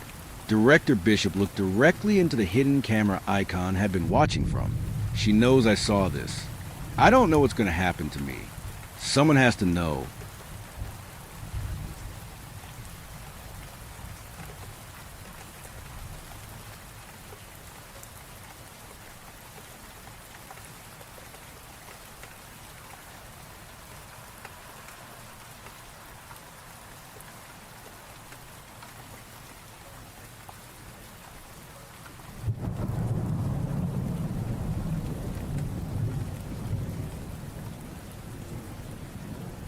Story 7. I hear a familiar voice call to me from the old Bonwick mine. Waking up, brushing my teeth, having breakfast, and then dragging myself back up to my desk with my boring and monotonous life at that point. Working from home was infinitely better than sitting in that cramped, humid office for 8 hours, though practically living in my own room was equally as mentally taxing. Glancing up at the shelf above gave a brief respite from the daily slog as the wild smiles and gleeful gazes, beaming back at me from that holiday, pushed me to the weekend. Without playing favorites, my eyes met Hope's first, almost every time, developing a little bit of a crush, as you do when there's only one girl in a friend group of guys. She only had eyes for my sister, willing time to move at even a fraction faster. The day dragged at a crawl, as always does. Hope and Dan were back from university, with me and Callum finishing up that Friday night. The group was back together, and we craved some chaos. Only just out of our 20s, we loved an alcohol-fueled adventure, with the number one spot being the abandoned Bonwick mine. Listening to those stories, over-dramatized first-hand accounts and warnings from our elders, only spurred us on to follow in the footsteps of our upperclassmen. Maybe miners had gone missing in the past, with our council keeping access as restricted as Area 51. But activity there was mostly blamed on that crazy cult. Human sacrifices, abductions, and all manner rituals had supposedly gone back in the early to mid-1900s. The authorities at the time caught all those connected, though not one of those claims were ever substantiated. With it being their final year, and a lot of persuading from Hope, we mustered up the courage to go explore at least the opening mine shaft. Saddling up our packs, with their heavy contents mostly beers, snacks, and a notepad, we disembarked. Though the hike down was fairly short, Dan couldn't stop himself from complaining about the danger level of this place, though he too couldn't force himself to stay home if Hope was heading our little expedition. Squeezing to the poor excuse for a perimeter fence, we were standing face to face with the urban myth of our town. By this time, it was late afternoon to early evening, and with the heat of July day subsiding, the cool evening breeze rolled in. In said myths, the mine would talk to those who entered, promises too enticing for those who heard their soft, familiar voices to turn away. Stepping closer, an echo reverberated from deeper within the chasm ahead. The sharp whistles of a feigned wisp, almost audible. Dan had already psyched himself out before we'd left Hope's house, without stating it outright in fear of upsetting Hope or her father. He raised a question about what could have been talking to maw that mine. Some things are taboo for our group, especially Hope's mother, though we all knew what he was implying. His armchair love of the supernatural and occult were unfortunately overshadowed by his fears of them coming true. Hearing those whispers had him backtracking, on the edge of turning to flee. If that's all we'd heard, maybe his nerves would have settled. However, a deeper, more guttural gurgle resonated from the dim abyss. We were all entranced by rattling, disjointed sounds that just barely held together a short string of words. Though I didn't understand them, Dan definitely did. Turning tail in a frantic, scrambling mess, his lanky body shot through the peeled-back mesh of the fence like a bullet, followed shortly by Callum, delayed by only a handful of seconds. My head didn't turn, and neither did Hope's, as our rigid frame solidified as the sound passed through us. After only a minute, my heart rate dropped as I turned to see a single tear trickle down her flushed pink cheek. Hope, you all right? My question was nothing more than a hastily concocted rebuttal after seeing a friend in obvious pain. Why? Yeah, I'm good. We need to go inside. Her matter-of-fact tone and instantaneous push forward after those words had me stumbling off behind as the clicker of flashlight echoed on ahead. The first chamber was as rudimentary as I'd expected. Crates, pallets, and stacks of equipment, and an array of collected materials circled us. Just overhead at an arm's reach away were a series of hanging lanterns, their wax depleted long before we arrived. Tripping as I gawked at our surrounding, Hope stopped at the entrance to another shaft, only slightly blocked by a minecart which rested on the track I just kicked. As she turned back, giving me the "give me a hand" look, her eyes seemed puffy and red, with two lines streaking to her chin. Dropping into a squat and giving it all we had, the rust-covered wheels churned, emanating a screeching, scraping sound akin to nails on a chalkboard. Fighting through the piercing reverberation, another sound welled up like a guizer to replace it. This one much louder as my brain began to vibrate and my body crumbled, going faint against the cold stone floor. In the seconds as my mind shut down and my eyelids closed, Hope's silhouette was visible at that threshold, her body exerting no response to the grainy mind-numbing vibration that was immobilizing me. Mumbling of the tears before simply stepped deeper, disappearing into its depths, she spoke for the final time. I want her back. Springing to life in my bed, rays of sunlight peeked through the slats of my blind, with the ringing sound in my ears subsiding as the ringtone of my alarm informed me of time. Stretching and rubbing my eyes, attributing those visions to just that, a crazy dream. My day started as it always did. The leather of my office chair afforded me the smallest comfort as my computer started up. Glancing up at the frame overhead, my eyes met a blank corner of the photo, where I'd been so used to receiving that warm look. Furrowing my brow and scanning the entire picture, I was sure that there was someone there in the photo. With my nostalgic routine broken, my mind replayed every memory of our friend group. I was certain we had a female friend, but her name and face were blank spaces in my brain. Rushing out of my room and darting across the landing, I berated my sister on the name of her girlfriend. However, she gave me an equally puzzled look. Adam, I've never had a girlfriend. What are you on about? I'm pretty sure I'd know if I was gay. The increasingly annoyed tone and insistence just didn't sit right, regardless of the fact that the photos I supposedly remembered them on her mantle were gone. Pulling me from my then stupefied rant with my parents, my phone buzzed. Adam, where are you? We were supposed to meet up in town like half an hour ago. Come on, man. Stumbling over my words and making up some bullshit about my alarm, I swiftly headed out. For the rest of the day, I tried to convince Dan and Callum that we had in fact had a female friend. In the countless photos of us, not one depicted her. They joked that there was only ever the three of us, and that if we had a female friend, that had been strange, seeing as we're all crap at talking to girls. Even reminding them of last night did nothing to quell my growing hysteria or jumpstart their memories. Thinking back on that night, the last thing I remembered was seeing her descend deeper into the mine, which solidified what I needed to do. The deja vu of standing face to face with that entranceway hit hard. I knew I'd been there, and I knew what I'd seen wasn't just a vision. Stepping inside, those brisk gusts chilled me to the bone as their whispers were much more discernible. Now, there was something I wanted. Trying to focus on why I was there, I pushed through the quiet words they spoke and onwards to the minecart. Unlike last night, the cart was back to its original position, covering the entranceway and blocking me from progressing. Somehow seeing it there, stopping me from getting to her, infuriated me as I crouched beside it and with one hefty push, dislodged it from its tracks. Slightly impressed, but equally spurred to push further, I gave the customary middle finger to the now sideways iron container and pressed through. My torch was definitely needed from then on, as the passageway was bathed in an inky blackness. Small tributaries extended from the main line, somehow even darker as their coal-seam-laden walls absorbed every speck of light. Deeper and deeper, those whispers grew louder, her voice biting at my ears as I pushed through the repetitive sounds of my feet on the hard stone ground. Reaching a narrowing section of the tunnel, I relented and dropped to my knees, hearing the scrunch of paper beneath my hand. Palming around in the dark while shining my light, laying in front of me was a notebook. It wasn't old, worn, or had any signs of age on it, though somehow I remembered its bright blue cover.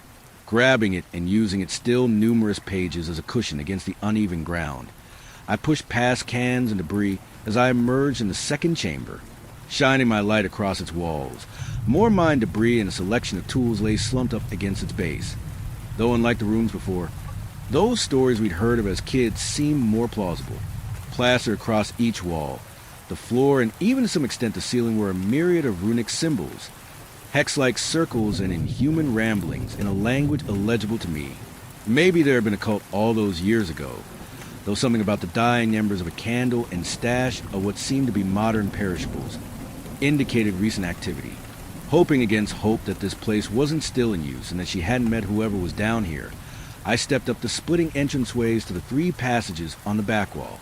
All the while I'd been in that chamber, a soft, pitiful mumbling was present, though her growing voice gliding from deeper had masked it, until I'd reached the fork. Peering down one of the tunnels, a vague shape rocked back and forth as a soft thud rattled a dead lamp overhead. Actually, seeing movement had me about to call for her, but when my light hit the frail, gone excuse for a person No air would escape my lungs. How they hadn't heard me before, I don't know. But with their rhythmic mumblings and apparent mental fracture, I silently wished them the best with their battle against the persistence call. Taking one of the other passages, my rescue effort pressed on, through more snaking tunnels, deeper into the belly of this monolithic system of tunnels.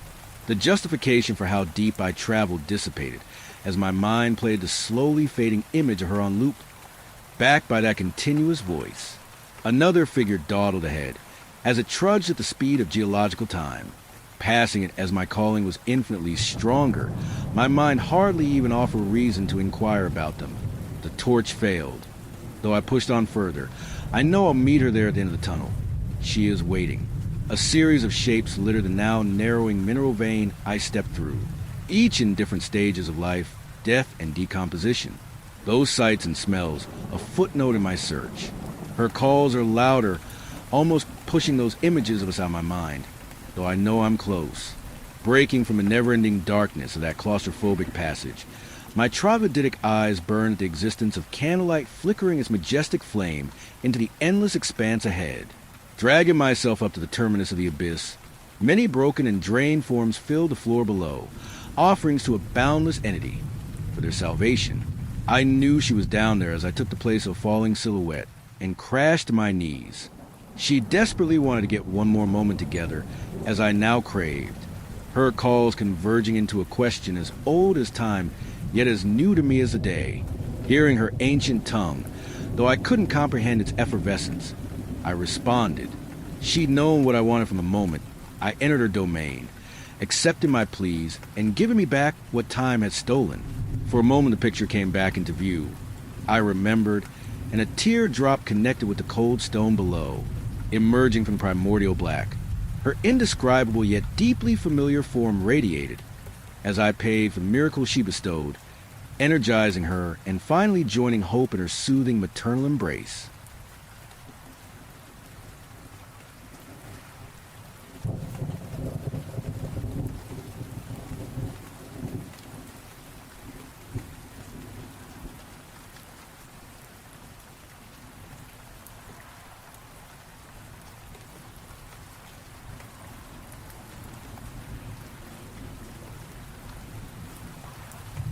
Story 8. Mr. Pins. My daughter Mason and I have been on our own for 3 years now, ever since my wife Savannah died in a car accident.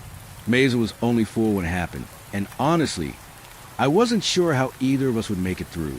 But kids are resilient, and Mason seemed to bounce back faster than I did. She's always been a bright, imaginative little girl.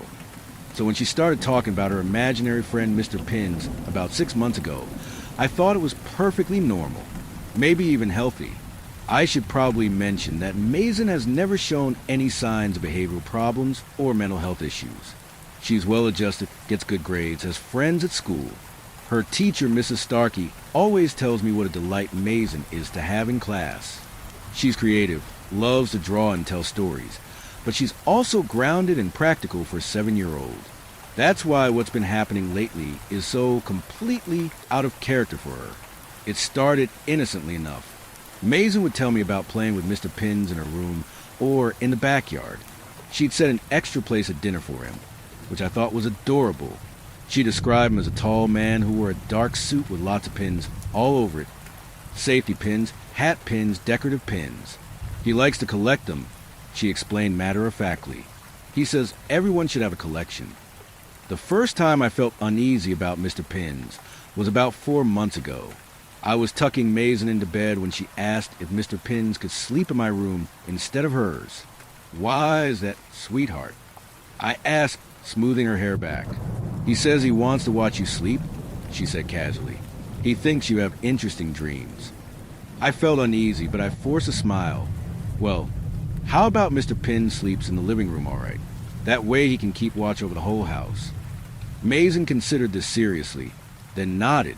Okay, but he might get lonely. I kissed her goodnight and tried to shake off the weird feeling her words had given me. Kids say strange things all the time, right?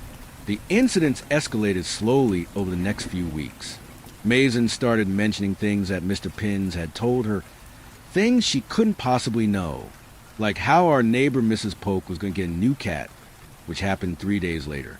Or how the mailman was going to hurt his back, which he did the following week when he slipped on our front steps. How does Mr. Pins know these things? I asked Mason one morning over breakfast. She shrugged, not looking up from her cereal. He pays attention. He says grown-ups don't notice things because they're too busy worrying. I started paying more attention to myself after that. I began noticing small things around the house that I couldn't explain, like how Mason's toys would be arranged differently than how I remembered leaving them, or how I'd find small piles of safety pins in random places, on the kitchen counter, on my nightstand, in the bathroom sink. When I asked Mason about them, she'd just say that Mr. Pins must have dropped them. The first time I actually felt afraid was about 2 months ago. I was working late in my home office when I heard Mason talking to someone in her room. It was past her bedtime, so I went to check on her. When I opened her door, she was sitting on her bed, having what appeared to be a very serious conversation. "Mr. Pins says you work too much," she told me without any preamble.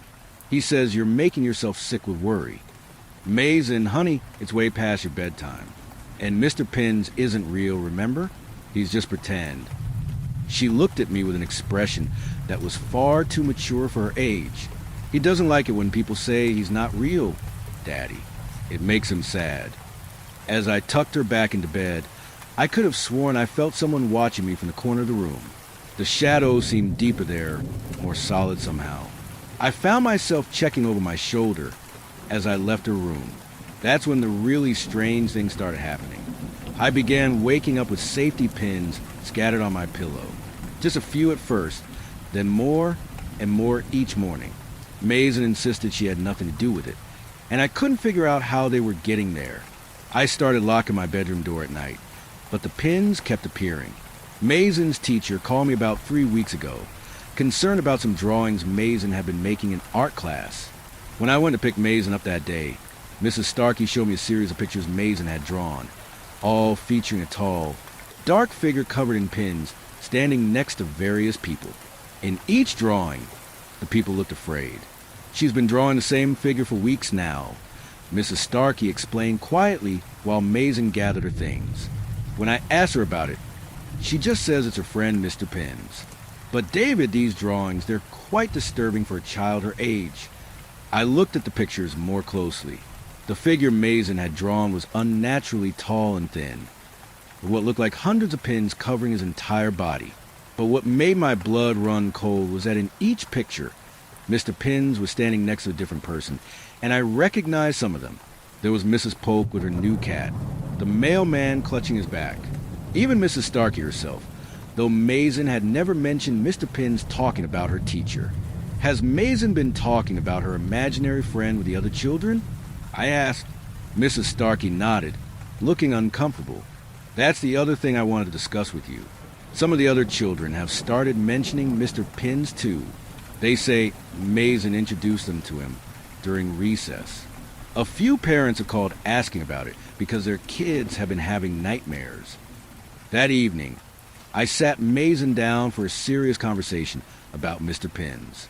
"Sweetheart, Mrs. Starkey showed me your drawings today. Can you tell me more about Mr. Pins? What does he look like exactly?" Mason's face lit up. "Oh, he's very tall, almost as tall as the ceiling. And he has pins all over his suit. They're all different colors and shapes. He says each pin represents someone he's met." "Someone he's met?" "Uh-huh. He gets a new pin every time he makes a friend. He has thousands and thousands of them." She paused, studying my face. "He really wants to be your friend too, Daddy. He says you're lonely like Mommy was." My heart stopped. "Mason, what do you mean like Mommy was before the accident?" "Mr. Pins says Mommy was very lonely and sad. He tried to help her, but she went away before he could give her a pin." I felt sick. Savannah had been struggling with depression before she died, something Mason was too young to understand. There was no way Mason could know about that, and I'd certainly never told her. "Mason, where did you learn about Mommy being sad?" "Mr. Pins told me. He knows things about people. He says it's his job to help lonely people, but sometimes they go away before he can help them properly." That night, after Mason went to bed, I did something I'd never done before. I searched her room thoroughly. I was looking for anything that might explain where these ideas were coming from. Maybe she'd overheard a phone conversation or found some old letters from Savannah's therapist. What I found instead made me want to pack up and leave the house immediately. Hidden under Mason's mattress was a small wooden box I'd never seen before. Inside were dozens of safety pins, each one attached to a small piece of paper with a name written on it. I recognized some of the names: neighbors, Mason's classmates, teachers from her school. But what made my hands shake was finding a pin with my own name on it and another with Savannah's name. At the bottom of the box was a note written in handwriting I didn't recognize. It said, "Friends who help me help others. Mr. P." I confronted Mason about the box the next morning. "Where did this come from, Mason? Who gave this to you?" She looked genuinely confused. "I don't know what you mean, Daddy." "This box with all the pins and names. Did Mr. Pins give this to you?" Her confusion turned to concern. "You weren't supposed to find that. Mr. Pins is going to be upset.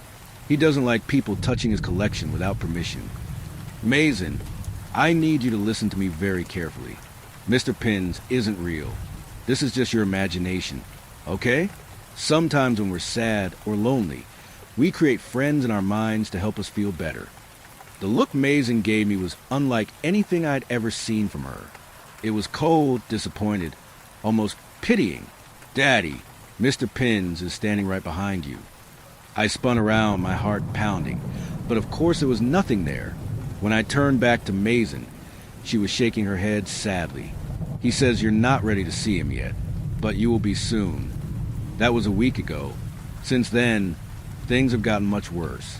The safety pins are everywhere now. In my coffee cup, in my shoes, embedded in the soap in the shower. I've tried throwing them away, but they keep appearing. Mason acts like she doesn't see them anymore, which somehow makes it more frightening. Other children at Mason's school have started talking about Mr. Pins constantly. 3 different parents have called me asking if I know anything about this imaginary friend their kids won't stop mentioning. One mother told me her 5-year-old son has been sleepwalking, and when she found him in the living room at 3 a.m., he told her he was looking for Mr. Pins. Yesterday, I found Mason in the backyard at dawn, sitting in a circle with 4 other neighborhood children. They were all just sitting there in complete silence, staring at an empty space in the center of their circle.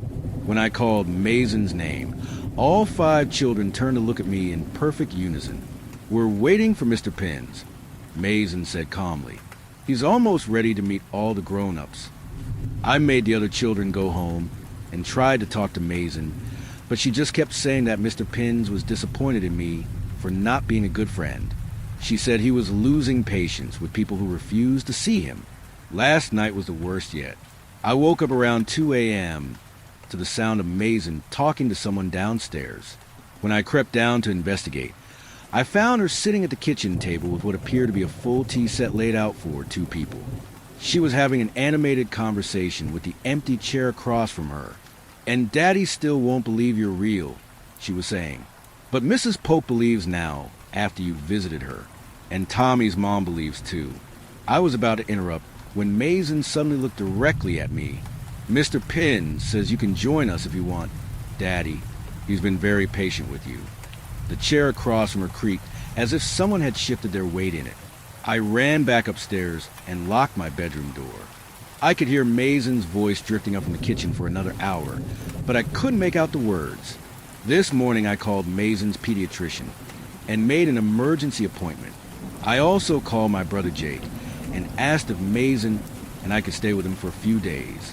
I told him we were having some work done on the house, but really I just need to get Mason away from here.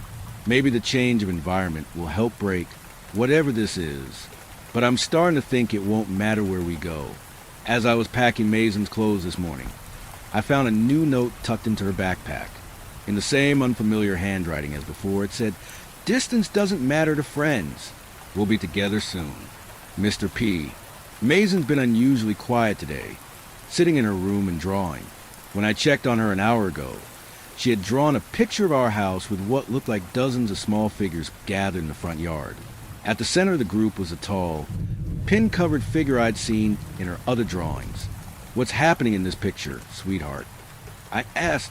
"Mr. Pins is introducing himself to everyone," Mason said, without looking up from her drawing. "He says it's time to stop hiding. All his friends want to meet him properly." "What friends, Mason?" She finally looked up at me, and her expression was eerily calm. "All the lonely people, Daddy. All the people who need someone to take care of them. Like you. I'm writing this from Jake's house, where Mason and I came this afternoon.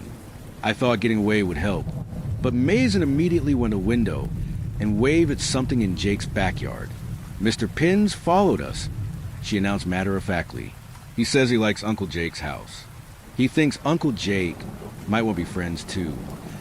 Jake's been asking questions about Mason's behavior, and I've been trying to explain without sounding completely insane. But an hour ago, Jake came to me holding a safety pin he'd found on his pillow.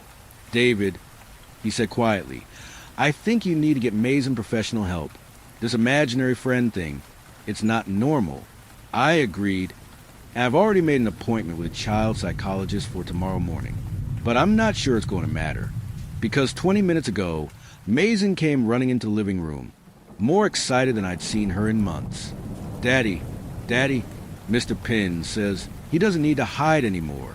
He says all his friends are ready to meet him now.' I looked out the front window and felt my blood turn to ice. There were children everywhere. At least 24 kids from Mason School in the neighborhood, all standing perfectly still in Jake's front yard. They were arranged in a large circle, all facing inward, all completely silent. And in the center of the circle, where they were all staring, the air seemed to shimmer and bend, as if something very tall was standing there, something I couldn't quite see. Mason pressed her face against the window. 'There he is, Daddy. Can you see him now? He's so happy. He says he's been waiting so long to have this many friends.' I looked again, and for just a moment, I thought I saw the outline of something impossible. A figure made of shadows and sharp points, towering over children like a scarecrow made of nightmares. Mason grabbed my hand, her small fingers surprisingly strong. 'Come on, Daddy.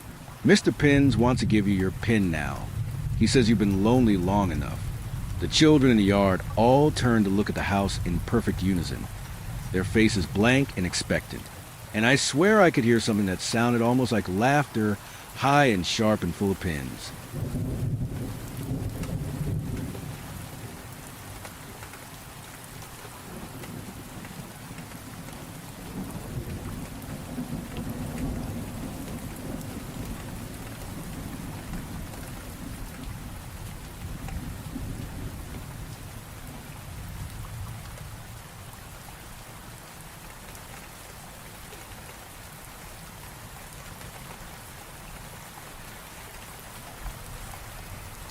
Story 9. He wasn't invited, but he came anyway. It was a Friday night, and my friend Armand had just moved into his new apartment. Nothing special, 2 bedrooms, 5th floor, kind of shady building. The kind where the lift always smells like rust and wet cloth. But he was proud of it. We all were. Finally, a place of our own where no one gave a damn how loud we were. There were 6 of us. Me, Armand, Pranav, Zoya, Sneha, and Kanal. Beers, Bluetooth speaker, dim lights, and a lot of stupid college stories. Around 1 a.m., Sneha said she felt cold. Not regular AC cold. Like sudden bone-deep cold. We joked it off. Someone even threw a blanket at her. 1:23 a.m., the power cut out. Not uncommon. The building was old. But the weird part? Amon's phone still played music. Speaker still connected. Lights off, Wi-Fi dead, but music playing. And then it skipped, like an old cassette.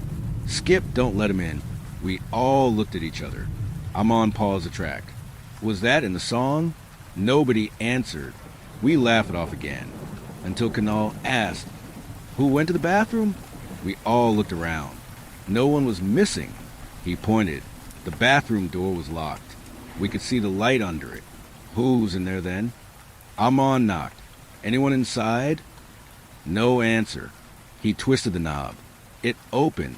Empty. Light still on. Mirror fog like someone had been breathing inside. We turned off the bathroom light. That's when we heard the knock. From inside the wardrobe. Slow, deliberate. Knock, knock, knock. Amon, already pissed off, yanked it open. Nothing but coats. But the coats were swaying, like they'd just been touched. Kunal whispered, "Bro, there's a shadow under your bed." I looked. Something moved. Crawled deeper. We ran. Literally bolted out the door. Got to the parking lot. Panting. Except when we counted heads. 7. There were 7 of us. And we didn't bring anyone else. The 7th just stood there. Head down. Face covered in long, oily hair. We stared. It didn't move. But when we blinked, it was gone. We didn't go back upstairs.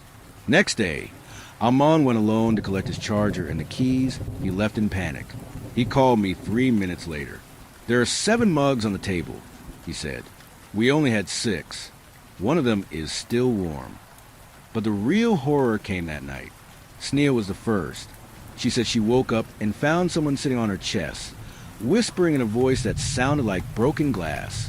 She couldn't move, couldn't scream, only watched as 2 black hands reached into her mouth and pulled something out. Something white, something alive. She hasn't spoken since. Kunal started vomiting hair, long greasy strands. Doctors couldn't explain it. He swears every time he flushes.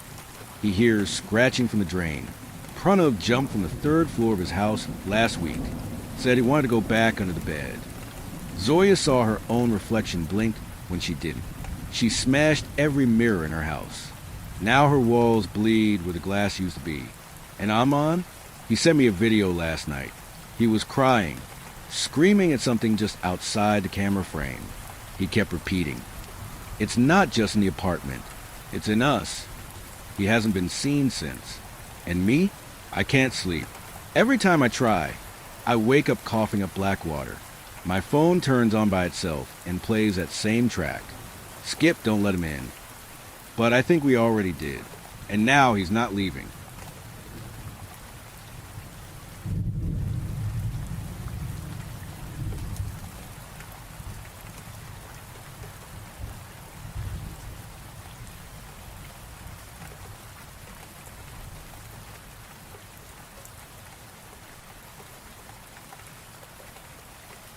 Story 10. I found a rule book in the forest, and each rule kills someone. I used to hike the same trail every weekend. It wasn't anything special. A mossy path behind my uncle's old cabin in northern Michigan, the kind that smells like pine needles and wet soil. But it kept my head quiet. No traffic, no screens, no expectations. Just wind and birds, and occasional squirrels staring me down like I crossed into its territory. That was before I found the book. It was the 2nd Saturday in September. Cold enough for a hoodie, but not cold enough to see your breath. I just passed a broken signpost that marked the halfway point of the loop when I spotted something dark between the trees. At first, I thought it was a dead animal, a raccoon maybe, but when I got closer, I saw it wasn't fur. It was leather, a notebook, weathered, thick, and bound with some kind of twine. The cover was scratched all to hell, but 3 words were burned into the front with shaky, uneven lettering. Red. Obey. Regret. I remember laughing a little. Some weird hiker's art project. I figured. Maybe a geocache prank. But curiosity got the better of me. I sat down on a nearby rock, wiped the dirt off the cover, and opened it. There were rules. Pages of them. Handwritten in ink that had mostly held up through the years. Block letters, like someone was trying really hard to be legible. The first page read, "The rules of the forest. If you found this book, you've already been chosen. You cannot leave without consequences. Read each rule carefully. Understand that failure to follow them is fatal. Once a rule is read, it must be obeyed." I snorted. Sure, I muttered to no one, because the woods have rules now. I flipped to the next page. Rule 1. As soon as you read this rule, do not speak aloud for the next 60 seconds. Not one word. Not even a whisper. Failure to comply will result in death. Not yours. I blinked. Okay, creepy. Good setup for a horror story, I thought.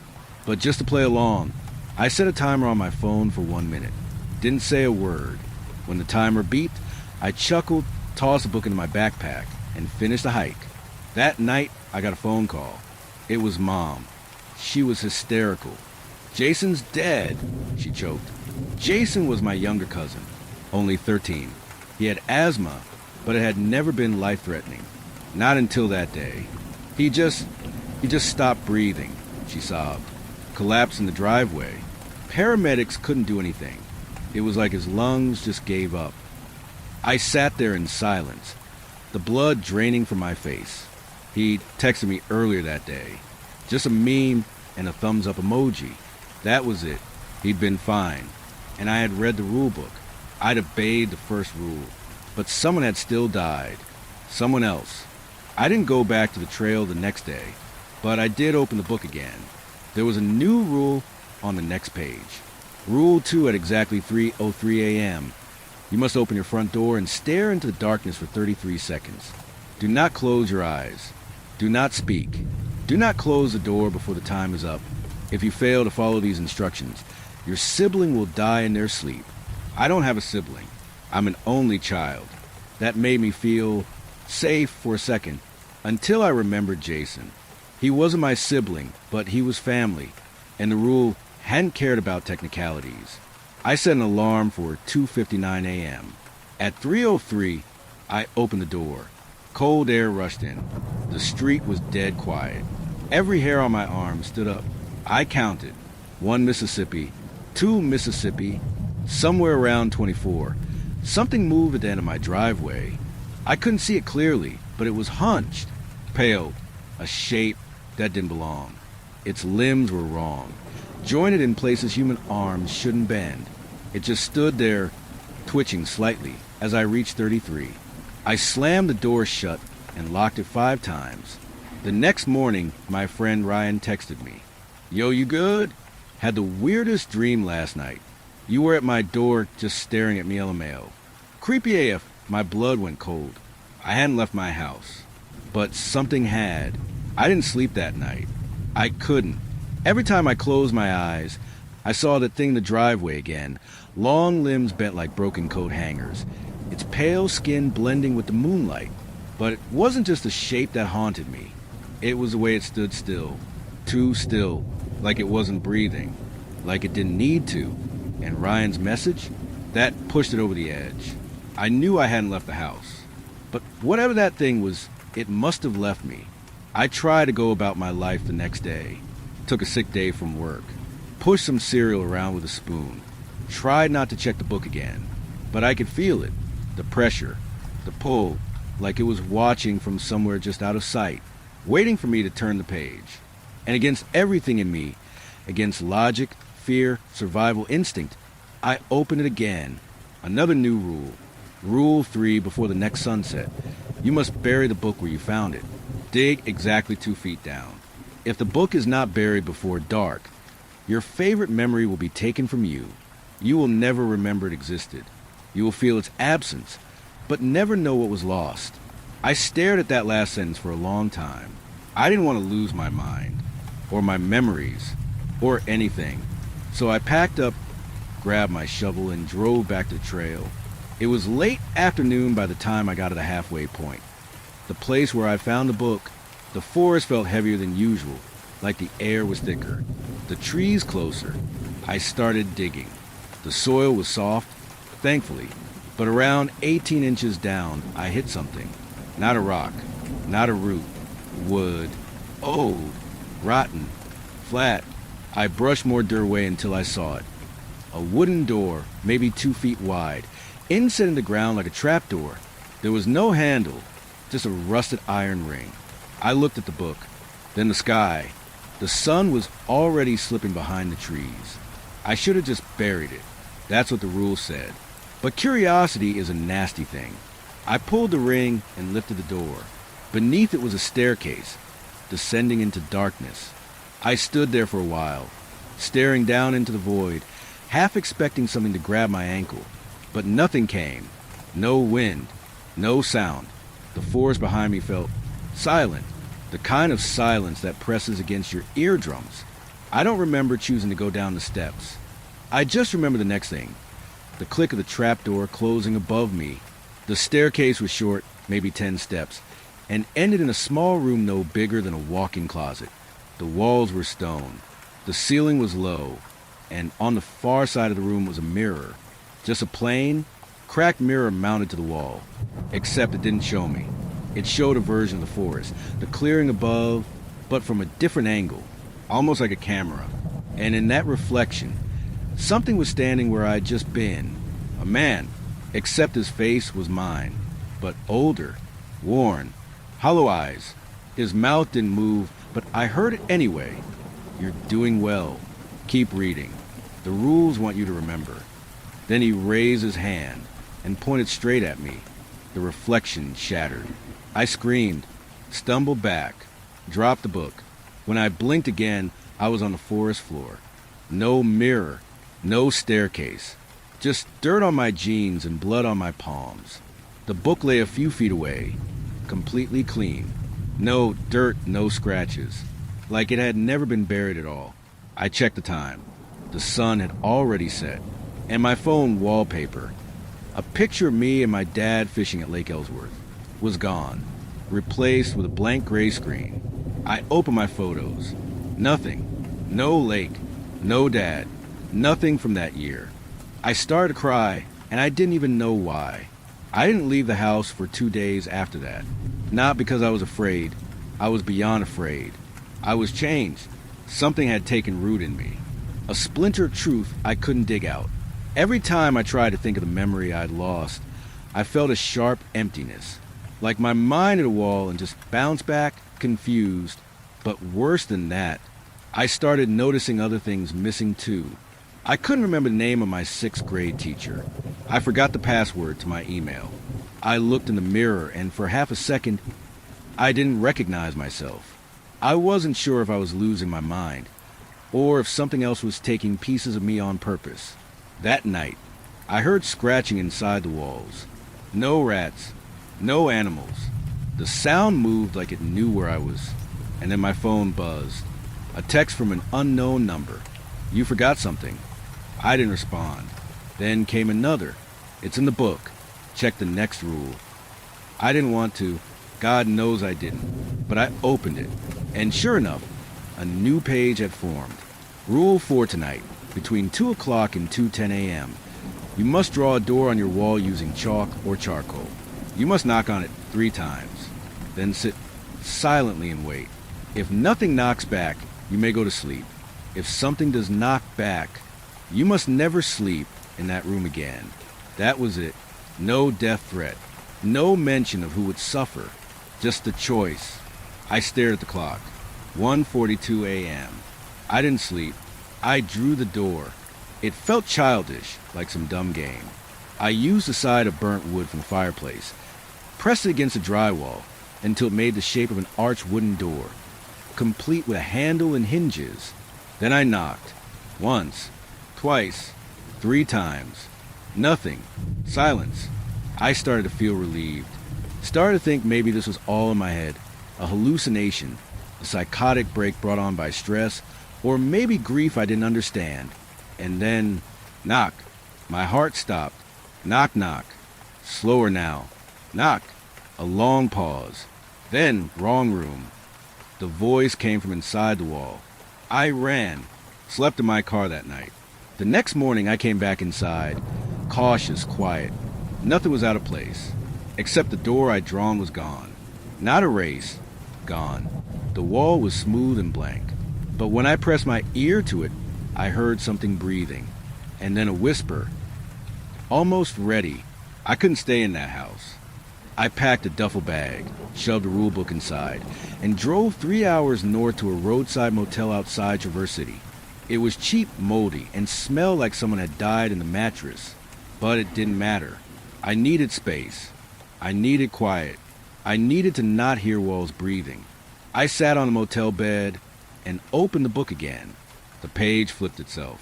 Not metaphorically. It actually turned like wind passed only over it.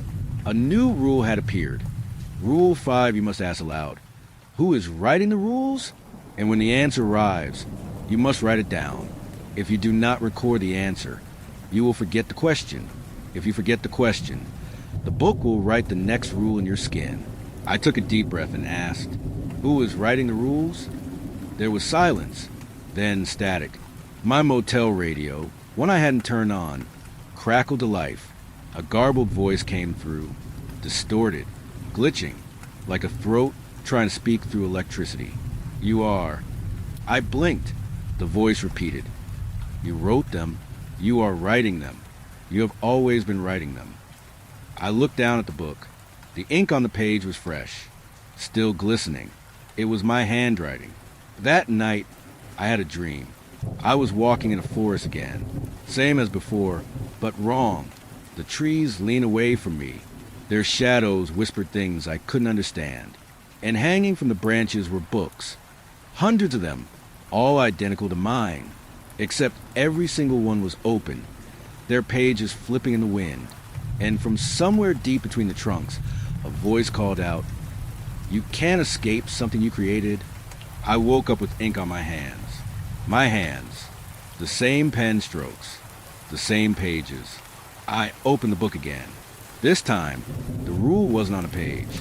It was carved into the back cover. Final rule: when you understand the truth, the story ends, but the forest begins. And under that, a line in shaky writing I definitely didn't recognize. Don't read the last page. It remembers you. I didn't sleep the next night either. The motel walls had gone quiet, but not in a comforting way. In the way a storm goes silent just before it hits. The air felt still, heavy, like it was watching.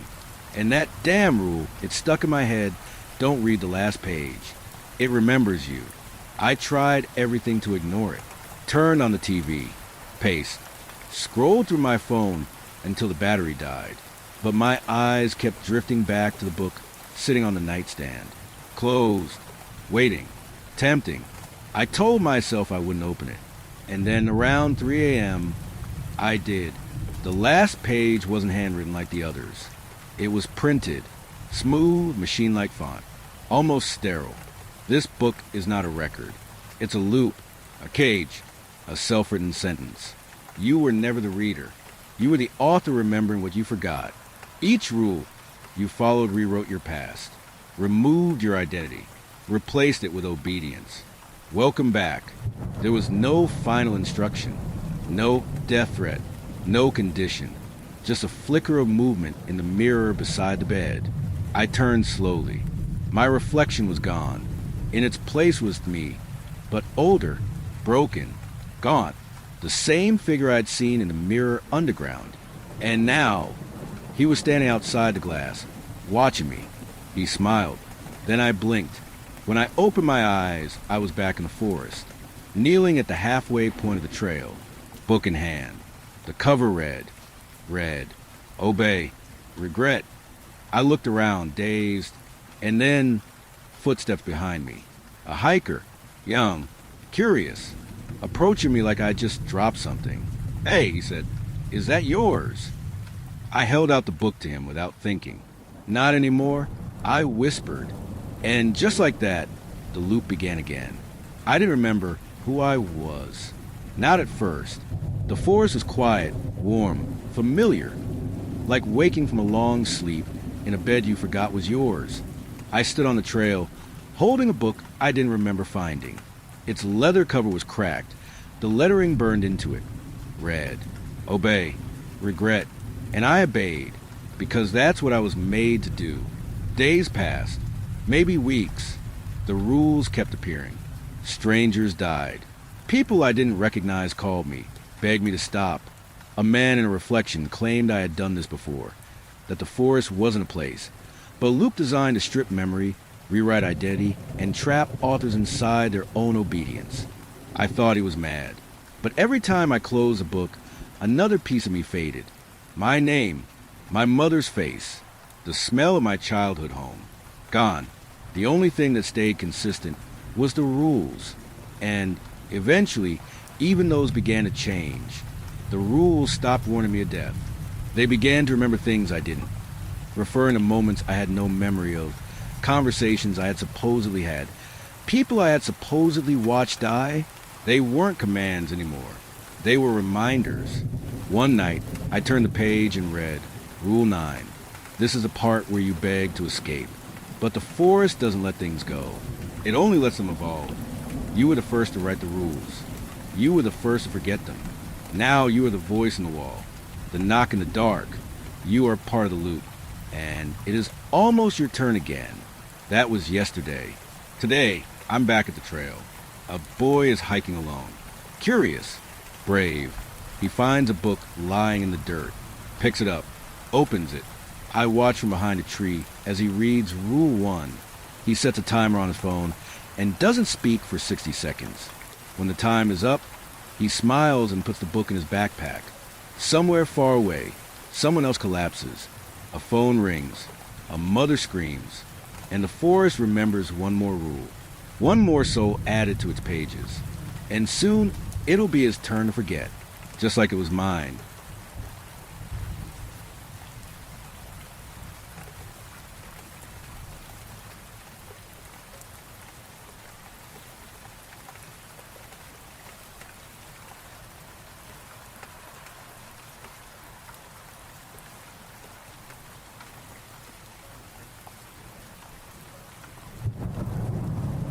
Story 11. I was mugged last night. I don't know what advice I'm trying to ask. Honestly, I think I just want to talk to someone about this. There's no way anyone I know offline would believe me. Please, be kind to me. I'm going to sound a little crazy. I was mugged last night. I feel pretty embarrassed about it, honestly. Like, maybe I should have listened to my dad. This isn't a great city, and I'm a small woman. I really shouldn't have been walking alone at night. I shouldn't have to be afraid. It's not fair. It's not right. But that's not what scares me now.